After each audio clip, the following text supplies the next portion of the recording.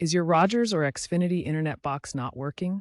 Don't panic. The first steps are simple. Check the power and cables. Start by power cycling.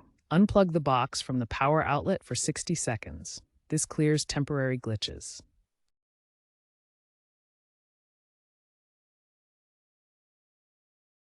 While it's unplugged, inspect all cables: power, coax for Xfinity, or fiber DSL for Rogers, and Ethernet. Look for kinks, damage, or loose connections. Tighten them securely. A faulty power outlet or damaged cable is a common cause of internet problems, and these checks can often resolve the issue.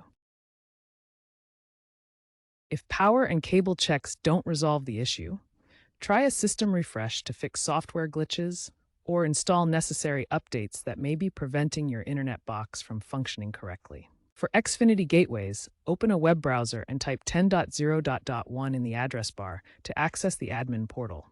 Then log in and attempt a manual refresh. Rogers users should open the My Rogers app and follow the guided firmware updates.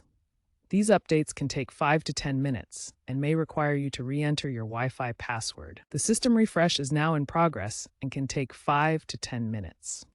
If problems persist after this step, it may be necessary to contact your internet provider for further assistance.